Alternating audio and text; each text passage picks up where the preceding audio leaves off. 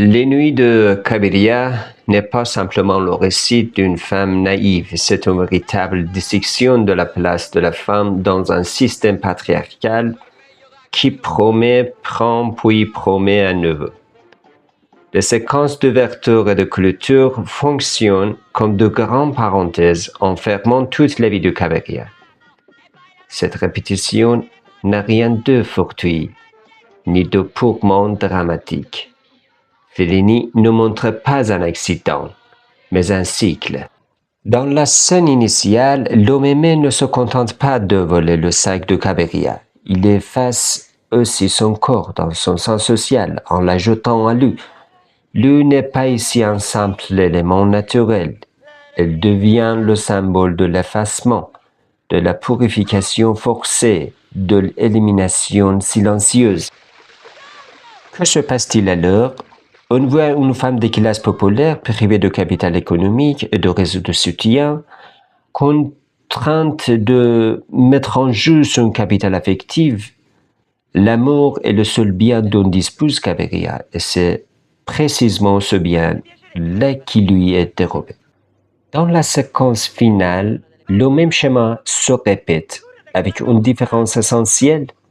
Cette fois, Cabiria possède de l'expérience, mais l'expérience tant que le système ne se transforme pas, ne conduit pas nécessairement à l'émancipation. La conscience individuelle ne suffit pas. Le second homme, sous une apparence plus respectable et avec des promesses plus légitimes, rejoue exactement le même rôle.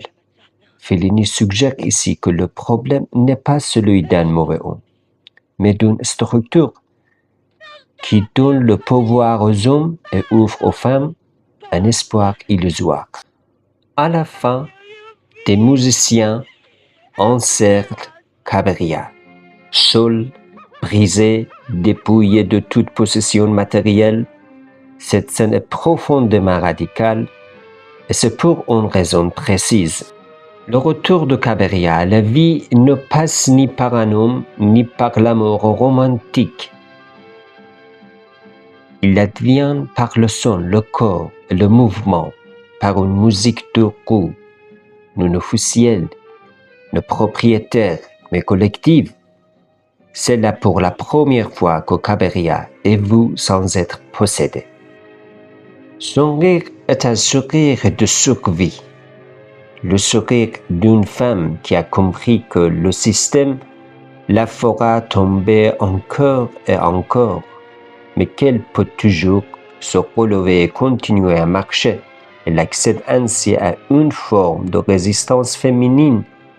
Cabiria sourit, incline la tête comme pour dire vie à la vie, non par naïveté, mais par persévérance lucide.